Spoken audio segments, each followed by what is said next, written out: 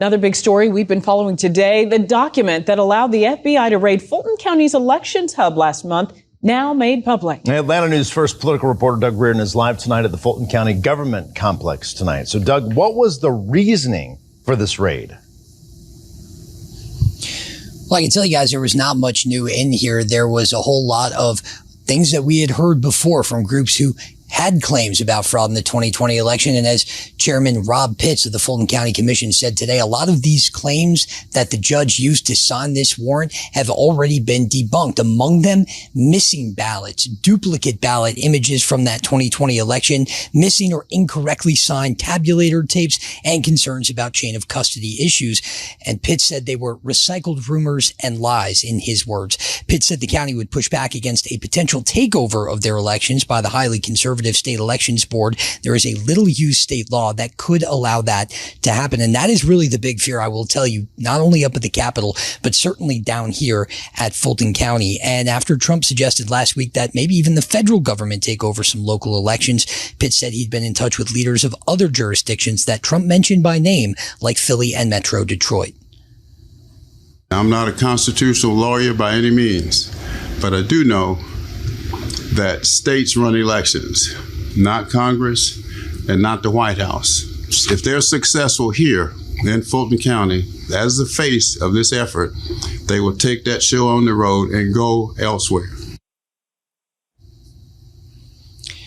And while we don't know exactly, again, where those ballots are tonight, who has them, that has been a big question for everybody here. We did get the answer to another big question, which was, how was this initiated? It turns out it was a part-time staffer in the Trump administration who was very influential in the Stop the Steal movement. They were the ones that created, basically, if you will, the complaint that triggered this warrant. Pitt said here that left no doubt in his mind that this was political. We'll have more on this in the coming days, but for now, we're in downtown Atlanta. Doug Reardon, Atlanta News First.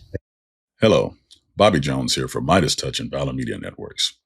In the U.S. presidential election of 2020, Donald Trump lost to Joe Biden. It was Donald Trump's ultimate public humiliation.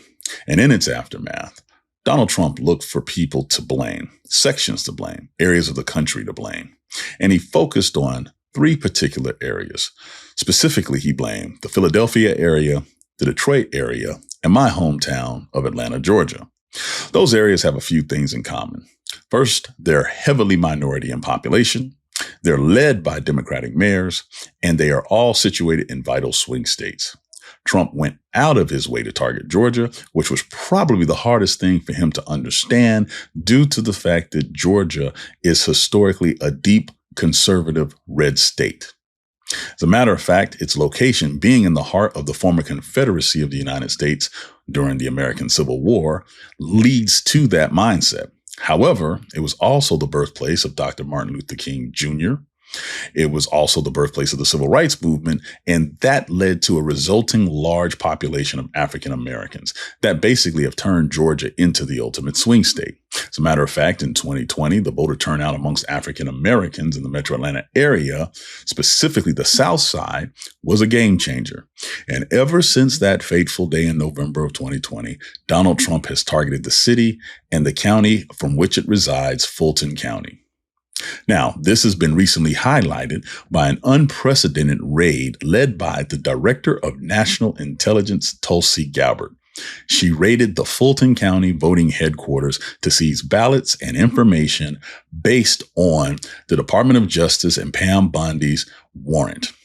In this video, I'm going to talk about how these actions against Fulton County are not only a game changer, but how it can affect the 2026 midterm election and the elections of 2028 and those moving forward. It's important to understand this is unprecedented as the United States Constitution turns voting and its execution to the states. First, let me give you some background on Fulton County, Georgia, which is the home of Atlanta.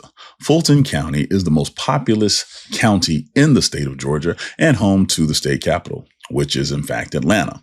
Atlanta's demographics are such that over half the population is African American. But what makes Atlanta unique is that for the last 50 plus years, the city has been ran primarily by African American government leaders. Maynard Jackson won election as the first black mayor of a major southern city in the early 1970s, while Atlanta was still dealing with the aftermath of the assassination of Dr. King. Since that time, blacks have been primarily in charge of local government in Atlanta. However, Atlanta also developed strong social and business ties that connects people from all backgrounds from all over the world, leading to the 1996 Olympic Games. The city is too busy to hate, or at least that's the model that we've always used. But the overt flex of African-American political power has always rubbed Donald Trump the wrong way.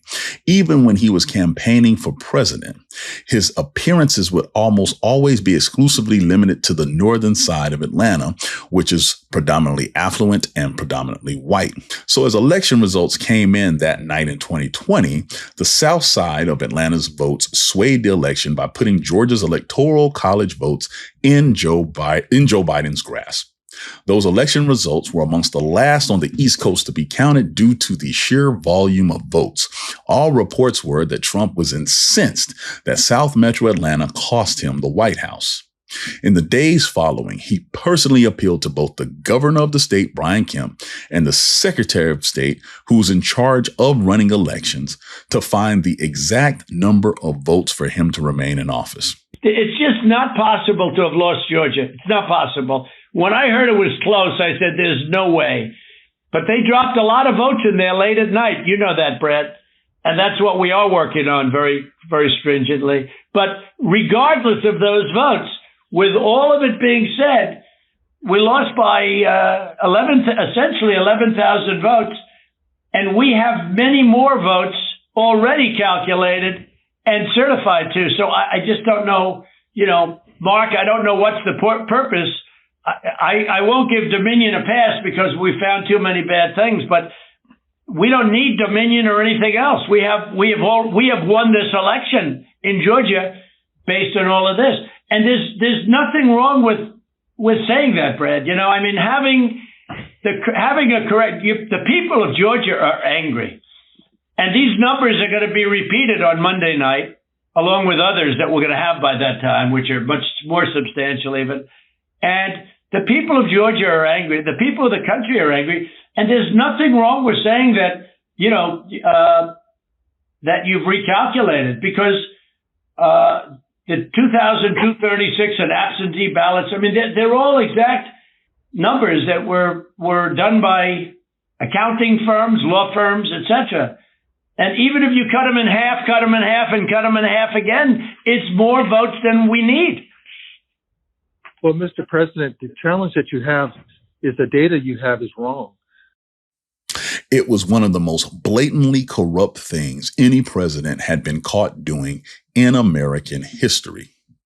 After it became clear that Donald Trump lost the election, the legal wrangling began, specifically targeting Fulton County due to the large amount of votes that were attached to it. Multiple recounts occurred, and each recount came up with the same results. These results were backed by additional court inquiries, and there was no widespread fraud found. Despite Republicans running the state, and despite these multiple recounts backed up by court inquiries and investigations, Donald Trump did not and still does not believe he lost the state. He believed that it was a very nefarious and very complex interwoven plot combined with international influence, sprinkled in with local malfeasance executed by black people to keep him from a second term. But this is keeping with the long-term pattern that we've seen over the course of his life. Donald Trump and his actions as an individual, right? Well, when things go well, he takes all of the credit. When things go bad, he's never, ever accountable.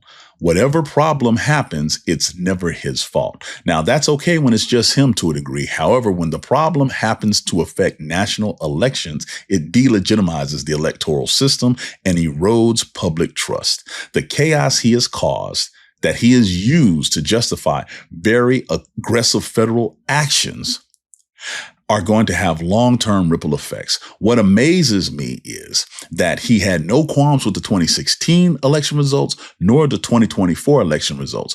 Only did he have issue with the 2020 election results.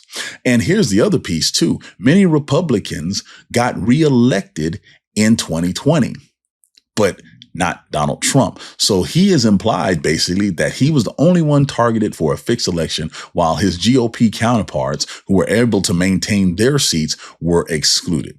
That's pretty complex voter rigging, if you ask me. So when you match this mindset to his current policies, especially on immigration and its enforcement, is a very real possibility that we could see him use ICE as voter intimidation squads across the country as elections draw closer. Bear with me and let me explain.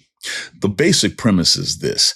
He has said that there are illegal immigrants that are voting in elections. He has said that is why he lost in 2020. He says that there are millions of people that should not be on voter rolls voting, and they primarily are illegal immigrants. So in order to find illegal immigrants, using the standard that he has used in Minnesota, Los Angeles, Chicago, and other areas, what is to stop him from sending ICE agents to voting precincts while people are trying to cast their vote? Now, mind you, there are legal laws that say you have to stay a certain distance away. You can't use signage. You can't do this. You can't do that. But when we see that Pam Bondi tried to make a deal with the government of Minnesota saying that they will withdraw ICE if they turn over voter rolls so those voter rolls can in fact be purged, we got a problem. We have a significant problem. And on top of that, the fact that ICE has not really abided by any of the orders that have come down from congressional oversight, from local law enforcement, they basically do their own thing. Who's to say that once midterm elections start, that they will not purposely intimidate voters who they feel like will vote against Donald Trump? Make no mistake, ladies and gentlemen, this is not about Fulton County. It's very easy to target Fulton County and Atlanta, Georgia, because of the political power that I mentioned earlier, but also the impact and the effect of Atlanta on the nation as far as culture, as far as visibility, as far as what Atlanta represents when it comes to its civil rights history. But this is about finding a way to still win an election where every poll and every special election leading up to it shows that the Republican Party is in very, very big trouble. Now, you may ask, well, Donald Trump is not on the ballot again in 2026, and he can't be on the ballot in 2028. Why does it matter? Well, according to reports very recently, he went to the House of Representatives, spoke to the GOP members, the Republican Party, and said, if we lose the midterms, they're going to impeach me. Now, the only reason someone would say that is either they, A, believe what they're doing is inherently illegal, or B, that they know whatever they're doing will be perceived as illegal because you're going out of your way to make it seem that way. Regardless, he feels like if the House flips, he will get impeached. So the only way to stop that from happening is going to areas where you know for a fact those districts could flip the other way and try to stop a clean, free, safe, secure election. Love this video? Support independent media and unlock exclusive content, ad-free videos, and custom emojis by becoming a paid member of our YouTube channel today. You can also gift memberships to others. Let's keep growing together.